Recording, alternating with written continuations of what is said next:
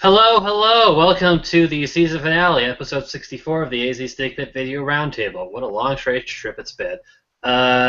We got me here, and we got Kishi over there in Las Vegas. Say hi. Hello. And, it's time for the end of the season, but first I just got this text message. Ha ha, you are, letter U, letter R, going to die, D-Y-E, soon, with two U's. Lol's poop emoji. Don't recognize the number. I'm sure that's not portending to anything bad. Was it actually an emoji, or did they just write out poop emoji? They wrote out poop emoji. Huh. But they spelled that correctly, which is weird. That's probably not the signs of anything bad to come, because, there's no precedent for that on this show. Of course not. Don't be silly. Anyway, it's the end of the season as of earlier today, so that's fun. The first topic of discussion is the Diamondback season. If you had to sum it up metaphorically, how would you do so? The metaphor that I believe I would go with for the Diamondbacks 2014 campaign would be the fourth season of Community. Now, if you're not a Community fan, why not? What, do you think you're too cool? Come on. The hell's wrong with you? But after the third season, the show's creator was fired, but the show is renewed with a new set of people behind it.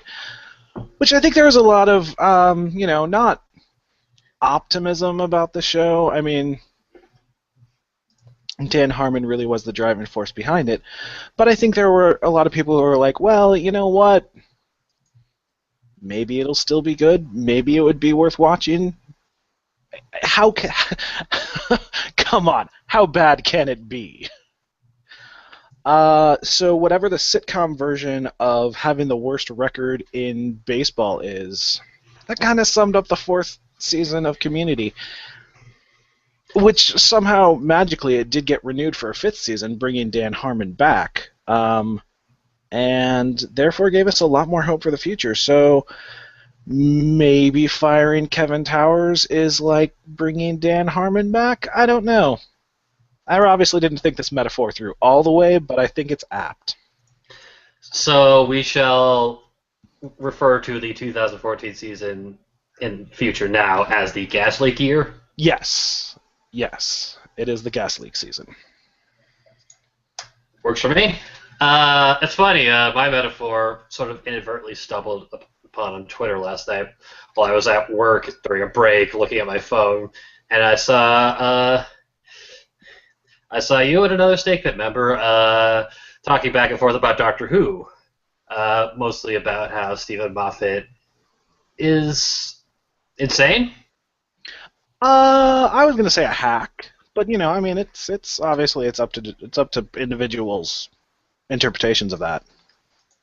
Fair enough. So then I thought the metaphor. Matt Smith is Paul Goldschmidt. He's really giving it his all. You could tell he has skill, but he's just surrounded and just given all this crap, and just even the best actor can't do it much with crap writing. It's just not possible. Yeah. So in this metaphor, the lineup is the script. The lineup is the script, and Kevin Towers is Stephen Moffat. All right. I can buy it. I can buy into it. Yeah. All right. You have bought into it. That'll be $4.99, please. Leave it on my PayPal account.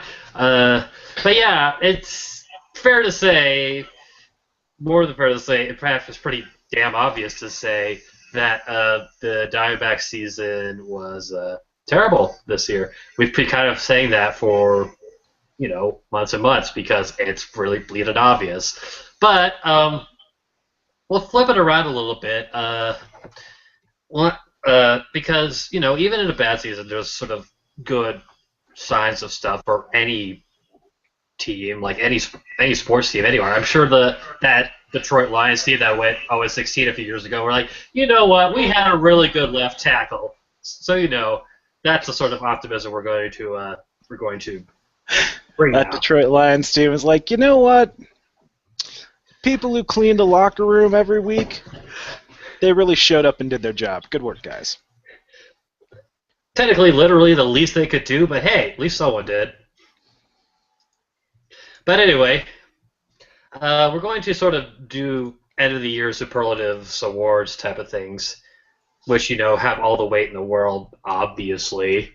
So we're just going to I'll start with you, then mine, because that's how this works. So 3 categories: who was the best hitter on the Diamondbacks this year? Who was the best pitcher? And who was the best rookie? All right. I mean, obviously, I feel like for the best hitter, you have to go with, even with a shortened season, Paul Goldschmidt. I mean, there's not really anyone who didn't have a shortened season that comes even close. He was basically the whole of our offensive power for large parts of the season, and I mean, even on a really terrible season for the team, he shows up, he does his job, he well worth whatever the team is paying him, pretty much. So, I mean, I don't think it would have made that much of a difference, but maybe it could have made the past couple months a little bit less soul-crushing if we had still had him in the lineup. It would have been at least more interesting. Yeah, it would have at least been more interesting. That little glimmer of, hey, 1 out of 9 batters showing up. You're happy to see him. Excuse me, to see him in the batter's box. So would have been good to see. Pitching, I'm gonna have to go with. Excuse me. Ooh. This is suspense. I know. Wait, wrong drum sound. That's the one. Josh Colementer. Well timed. Yeah. Josh didn't have really a breakout season or anything, but I have an attachment to, like, the kind of just not a big name mid-level guys who we have run out and do good stuff for the team, like, the Micah Owens, the Josh Colementers. The Josh Colementers for quite a while, to be honest. He's done it for a couple of seasons. He's not blowing anybody's minds. He's not setting any records. He's no Yusmero Petit. Well, who is? I don't know. Apparently, Yusmero Petit is. Is Yusmero Petit really Yusmero Petit? I don't know. Maybe this is something we should look into. But no, I mean, Josh Colementer, in a season when we had a lot of instability and uncertainty about our pitching, really good just to see him go out there and be able to be adequate. I would argue it was more than adequate. And for you, rookie? Rookie, I'm trying to think. Who do I want to go with for the rookie? Hold on. No, that wasn't actually a pause for drama. That was a pause as I actually thought about it. I was buying you time. I know. And I did not take proper advantage of it.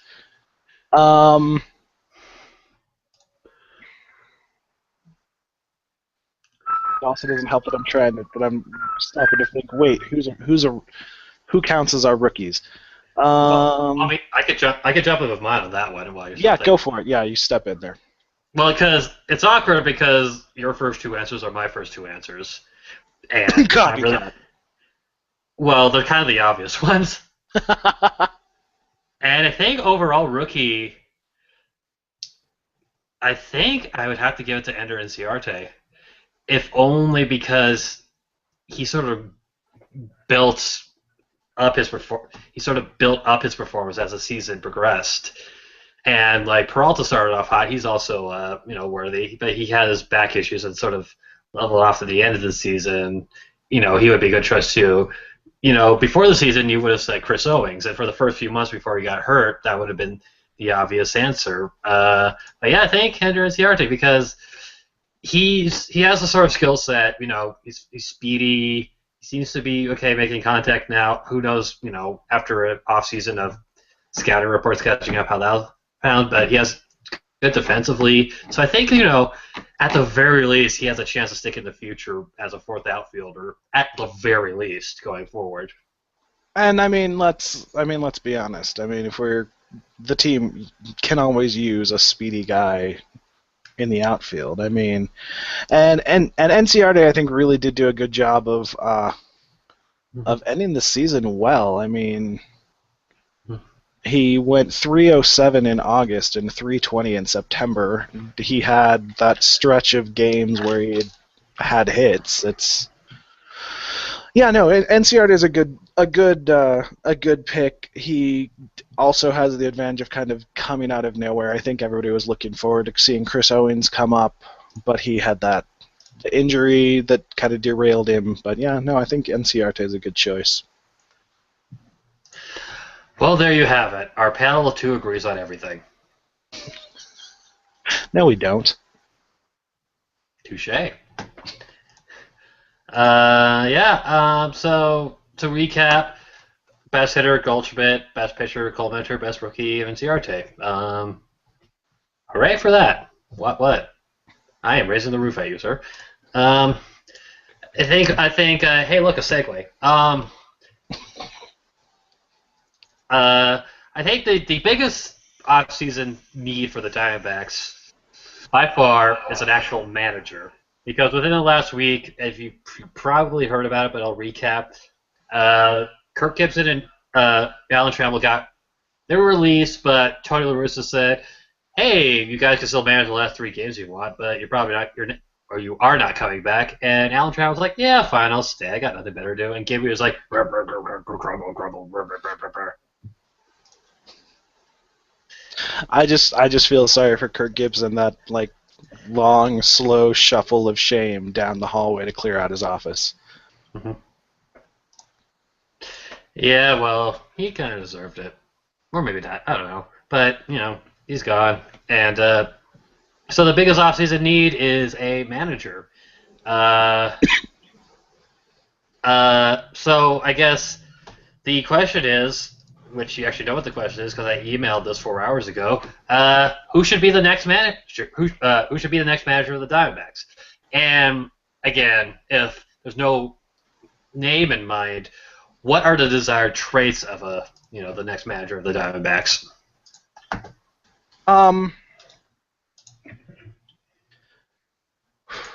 Honestly, I think the two things that, looking at the team, that I want to see that we have not had recently is better management of the pitchers and a more consistent usage of our players. But then again, I think about the Diamondbacks for a while, and honestly, that's kind of been one of the things people have complained about for, I don't know, ever, about our lineup construction and how it constantly seems to change. So maybe that's something we're just not meant to have. I've seen a lot of names out there that people have put up. Terry Steinbach from the Twins is, I think, as Steve Gilbert mentioned him, and Jose Oquendo, Mike Aldrete. I may be mispronouncing that last one. Really, I guess the other main thing is I want somebody who's going to work well with Dave Stewart and Tony La Russa. Tony De La Russa? That's not a name. Well, there could be a guy somewhere named Tony De La Russa or Rosa, so it's fine. Well, if there is, I just made fun of his name. Oh, there's apparently a guy named Tony De La Rosa. Oh, well. A bass player and guitarist who gained fame in the 1980s as a member of the rock band Renegade. Who? I don't know. They're using the word fame kind of liberally. He gained not a lot of fame, maybe? Well, I guess it's a relative thing. Hold on. I'm going to Google rock band Renegade. And if they have a song I've heard of, then... no, the first two... Well, okay, Renegade, American Rock Band. And then there's a Styx song called Renegade, our next two matches. Throughout Latin America, the band is referred to as Los Renegados. Okay, so they're not. So sorry, that was a very American-centric of me to cast that aspersion onto Renegade. I apologize.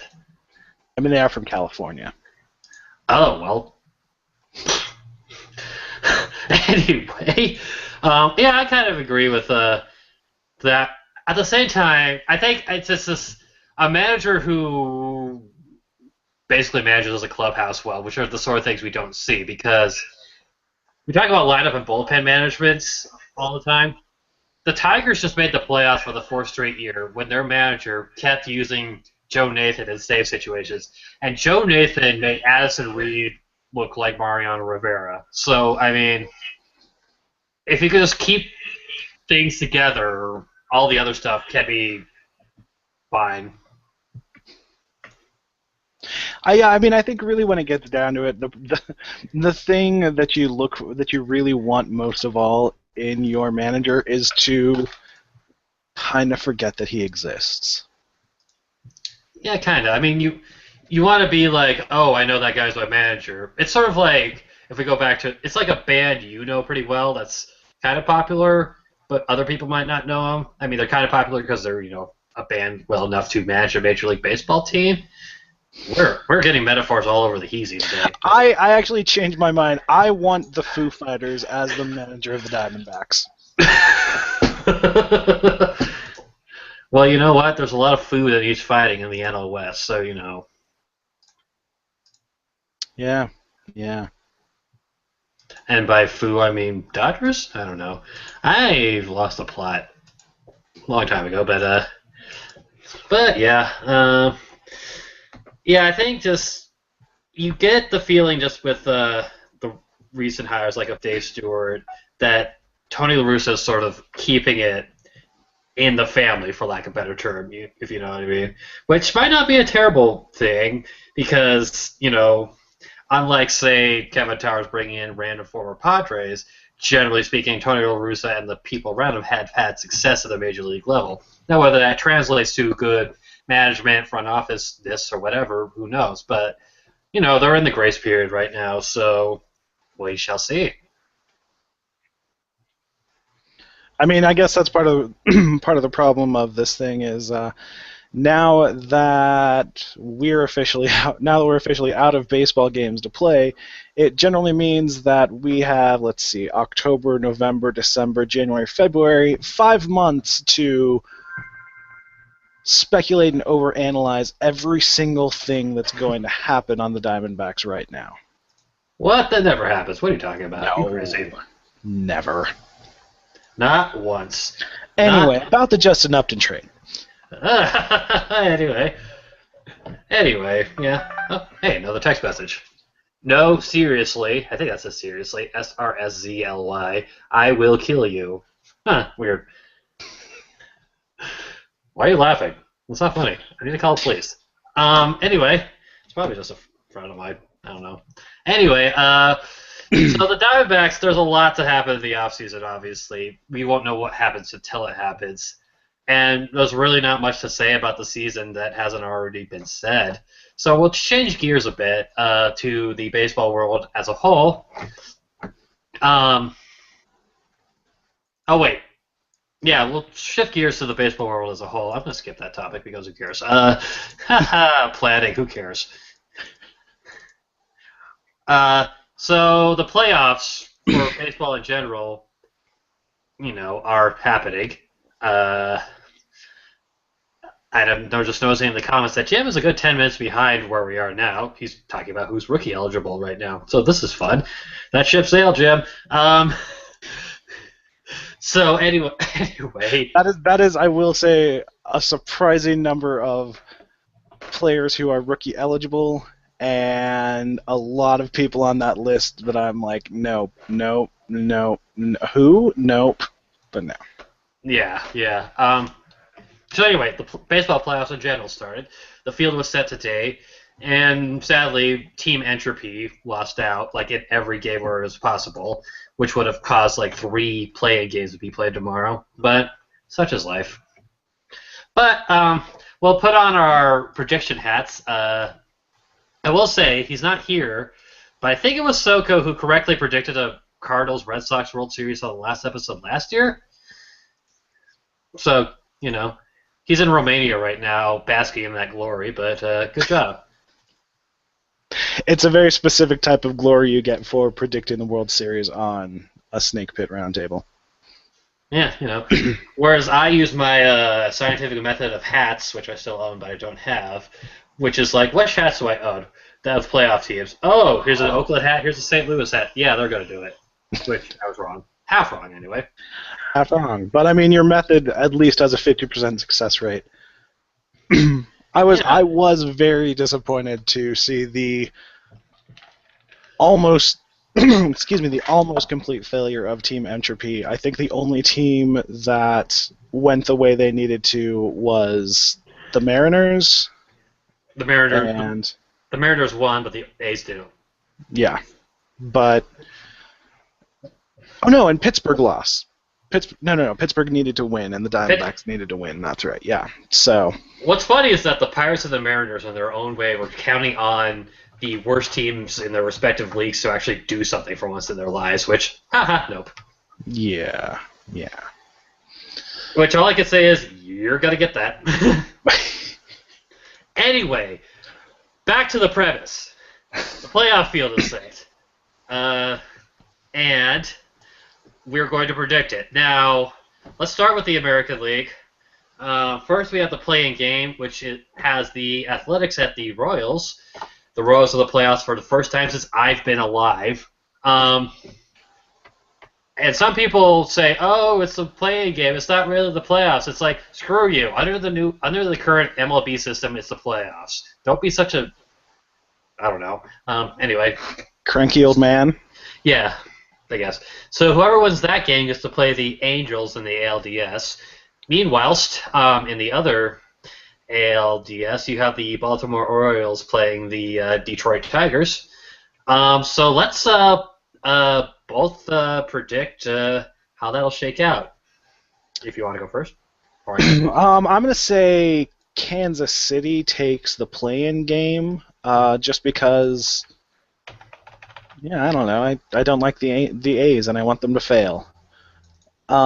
So then that would put them in against the Angels, and Detroit versus Baltimore. I would really, I don't know, I think I'd like to see a Royals-Tigers ALCS. I think that would be pretty exciting. I think I'm actually picking both, like the lower seeds in both those games, but you would be, yes. Yeah. And then you know what? I'm gonna go Tigers, and Tigers make it to the World Series. That's good, yeah. I'm going to, honestly, the play-in game, the wild card game, is kind of just a coin flip game. So I'll say the Royals just because they're I believe they are the ones at home, and whatever that's worth, it could help. Um, it's funny because I'm going to go the opposite of what you say after that because I think it's going to be Angels Orioles, and here's why.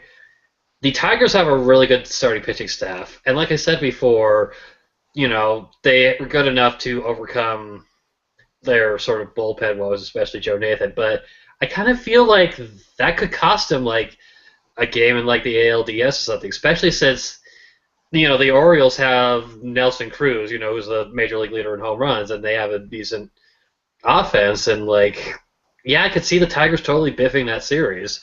I'm probably going to be wrong, but So yeah, I'm going to go Angels, Orioles. I think the Angels win the AL. Just thinking about it. But again, if you're in if you're in such a short series, if you get hot at the right time, this year's. I'm not gonna say Diamondbacks or Rangers. This year's Astros could probably get hot and win the World Series. It is one of those things where you just need to. I mean, you just need to win games at the right time. Yeah, exactly. So you have the Tigers. I have the Angels and representing the AL. So let's go to the National League. The playing game is the Giants at the Pirates, and they get to play the Nationals, whoever wins that. And then you have the Cardinals at the Dodgers in the other series. So hot take time. I'm going to say Pirates come out of the wild card, out of the play-in game. Again, home field advantage. Why not? I also want some pain for Giants fans. So that gives us Pirates, Nationals, which I think that one goes Nationals. Mm-hmm. Because they've got best record in the National League. It's hard to pick against them. Cardinals versus Dodgers. Honestly, I don't think any of us win in that series. It's just going to be disappointment and annoying entitled fans either way. So. And watch, those fans are going to complain about that in such a way that your statement is completely validated. Yeah. It's only awkward if you make it awkward. I'm going to say probably the Dodgers win that one. I think they can come out over the Cardinals, but I'm going with the Nationals to the World Series. Kind of an old school. If you pretend it's the Washington Federals World Series of the Detroit Tigers, Washington Nationals. Yeah, that works. When in doubt in the wild card game, go with the home team, which is the Pirates. So, yeah, even though the first year of the wild card game, both the road teams won, but I don't care about your facts. Doesn't that just mean that the home teams are due? Oh yeah, that's totally scientific. The thing of being due. I think the Pirates win. Yeah, the Nationals will probably steamroll them just because Strasburg, Gonzalez, Zimmerman, Fister. That's a pretty good playoff rotation right there. So Nationals, Dodgers, Cardinals. Yeah, it kind of hurts to say this, but the Dodgers. But I mean, that's just sort of objective, how it is, just because I think they're a better team. I'd probably go with. Yeah, I think the Nationals in that last series, they just seem like a more complete team in a short series. Because again, they have 4 really good starters they could throw out, and the Dodgers have 2, maybe 3, depending on if Ryu's healthy. But it definitely would be close because I think, unless Kershaw dirts it up, which seems very unlikely, the Dodgers will be in every series. So, but except that one because I say they lose. I could see a Nationals Dodgers series going to 6 or 7 games. I mean, that's... Yeah, definitely. Because, I mean, like I said, as Diamondback fans, it hurts our souls. But it just, the way you look at it, just, yeah, they're, for all that damn money, they better be, at least getting to the LCS. So, yeah. And so, World Series, you have Tigers Nationals, I have Angels Nationals. Who wins yours? I'm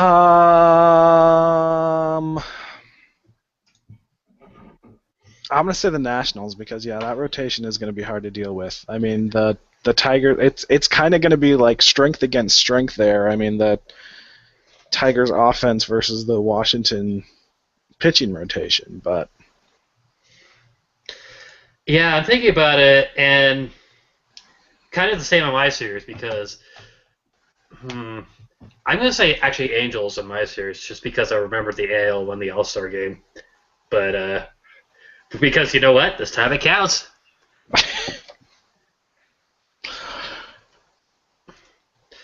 So yeah, those are our predictions, and when that Royals Giants World Series happens, you know who was wrong.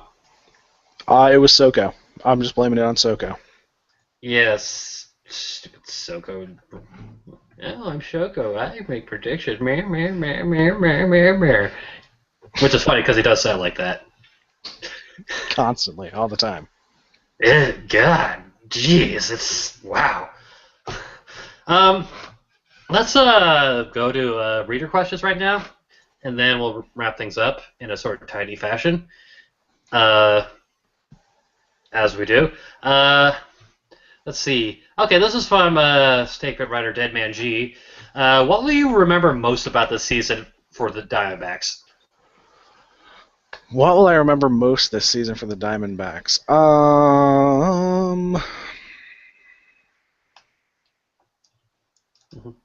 Like, honestly, it's really terrible, but I feel like the thing I will remember most is the constant feeling, like, starting in around, I don't know, mid-May, maybe even earlier than that, of, okay, how long until KT and Gibby are gone? Like, I feel like we did a lot of, I feel like we had a lot of speculation. I feel like most of us pretty much expected it was something that was going to happen around the All-Star game, if not earlier. So, I mean, the fact that it kind of lingered on and then was sort of shoved abruptly like a week ago, I don't know. I feel like that saga is kind of going to wrap up the Diamondback season. Oh, and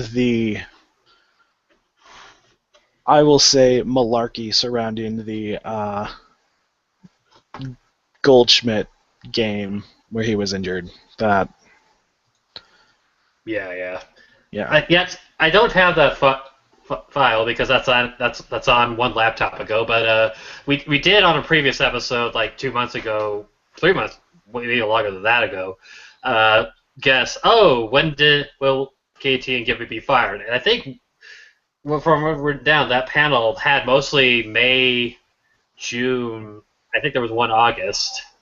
But yeah, it was a lot later than we thought. It got to the point where we thought, oh, they're just going to write out the rest of the season, and then maybe something will happen. Nope, it just happened. For me, yeah, kind of much the same thing, just waiting for those guys to be fired. I was kind of off the grid during the whole Goldschmidt thing, which I guess I'm kind of lucky. But yeah, that was not fun. But I kind of loved Steve Gilbert on Twitter kind of trolling Pittsburgh fans. I was like, hey, you know who would help you guys in this series? Paul Goldschmidt. But in the end, the Pirates couldn't even help themselves. Yeah, something bootstraps. Read Ayn Rand once your lives or something. God. Anyway, yeah. If you watch the Pirates of the Caribbean movie, there was a pirate named Bootstrap, just so you know. Yeah, pull him up. And I think that kind of goes into, Jim had the follow-up question. What would you most want to forget? Everything? The 2014 Diamondbacks season. Seriously, can someone just like gaslight me as to this whole season? Just like I wake up and it's just like, oh, 2014 baseball season never really happened, but it's 2015, it's back. What I would most like to forget, honestly, if I was going to pick one thing, the Australia series, because that was just so much build-up and so much. Oh, I don't know. It was like I don't think many of us went into it very optimistically, but I feel like it was worse than we had expected, and then left us with 2 weeks of dread over what the season was going to be like, which, spoiler alert, was completely founded. Very justified, yeah. Yeah, I stayed up till 4 in the morning to watch that first Australia game, which was not a great decision on my part. I didn't even watch the second game because a friend, I remember this distinctly, a friend's like, hey, do you want to come over to my house and play Cards Against Humanity? It's like, watch Trevor Cahill, hang out with friends. I made the right choice. But yeah. I really think I think it says something when you're trying to decide what to do between playing Cards Against Humanity and anything else, and you think which one of these options is going to leave me more horrified about just people in general. And it turned out to be the Diamondbacks. Yeah. Yeah, but I still remember vividly just Mark Trumbo in left field really misplaying a ball at the fence that first game. It's like, oh, this is going to become a thing. And it did. Oh, yeah. That play. Mm-hmm. Yeah. Which goes into our next question. Since GM was 10 minutes behind us until now, what about least valuable hitter, pitcher, and rookie? Least valuable hitter, pitcher, and rookie. Let's see. Okay. Least valuable hitter. Cody Ross. Hail Satan! Yeah. I feel like Cody Ross needs to re-up his satanic deal, his demonic pact, and yeah, or whatever it is that he thinks will get him to hit again. Least valuable pitcher. I kind of want to say the aforementioned Trevor Cahill. Solid, very, very, very solid choice. Yeah, he just was not what this team needed. And then I'm going to have to take a look at that list of rookie eligible people to decide who I think is least valuable rookie. So if you want to go ahead with your choices. Yeah, I'd say up until the last month or so, Mark Trumbo. But even then, still kind of, because he's sort of like,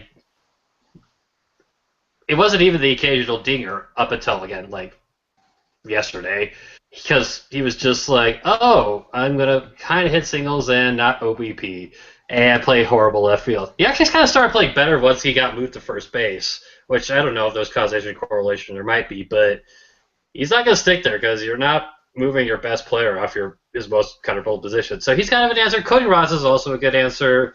I feel like Trumbo, I feel like that was something we were warned about, that he was most comfortable at first base, which was why a lot of us kind of threw up our hands in confusion. Yeah, the thing is, unless the National League adopts a DH, which Rob Manfred, maybe get on that just for our sake, then Trumbo doesn't really have value to this team unless Goldschmidt is injured, which that's not a good way to build value because Goldschmidt not injured is more valuable than Trumbo not injured at first base. That's just a fact. So, yeah, it's sort of one of those fill the needs that wasn't there. And not to mention the two people that were traded away one of them had to get Tommy John surgery, but was having a pretty good year after that. And one might have been up there on the White Sox leader in WAR, like we all kind of thought he would be. But you know what? That's all in the past. Pitcher, God, who to pick? Yeah,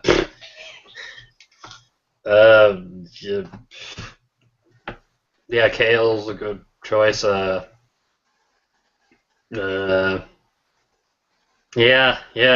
hard to go against that. As far as rookie, looking at that list, Roger Keishnick. That's my answer. I was gonna say, I mean, he might. I mean, just looking at the list, I might kind of want to go with Tuffy Goswitch just for how much time he spent up and playing and not hitting. Which was weird. Yeah. But yeah, I mean, I think. I mean, there's also Bo Schultz. I don't know. Bo Schultz sounds like one of those sort of Steve Holty kind of names. I was thinking he also sounds like he could possibly be an antagonist on the Dukes of Hazzard. Well, looks like them Diamondbacks boys really got themselves in a bucket of maple syrup. Can you believe that Kevin Towers traded away, blah, blah? That wasn't even a good Waylon Jennings impression, but I don't care. That was not, no. I'm not an impressionist. I'm not going to lie to you about that.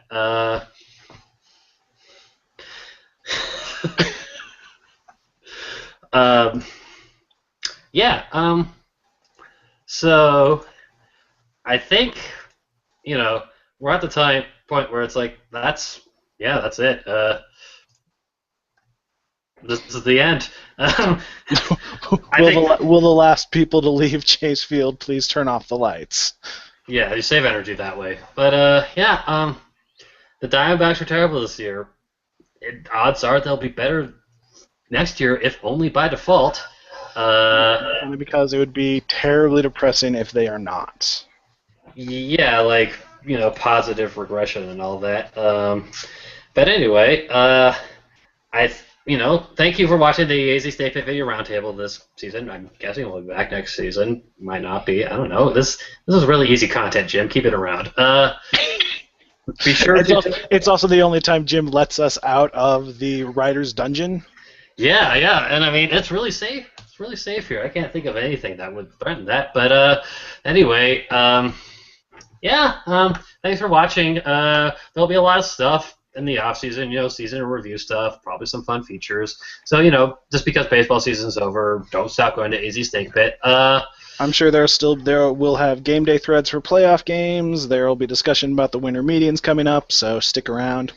Yeah, and all sorts of stuff. And be sure to follow AZ Snakepit on Twitter, like it on Facebook. Subscribe to our channel on YouTube. That's the other one. Yeah, I was trying to think of what's a other random app joke I can make. Play Words with Friends against AZ Snakepit. Swipe right on Tinder with AZ Snakepit. Anyway, that's it for now. And what the hell? Why did my webcam go out? That's weird. Hello? Wait. No, your webcam's still on. Is it? Yeah. Okay, no, it's not. Wait, no, Charlie, where'd you go?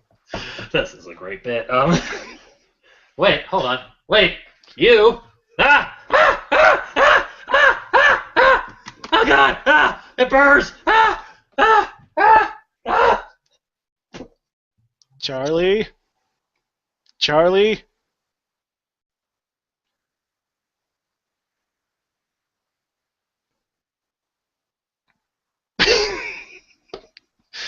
you need to get out of the shot.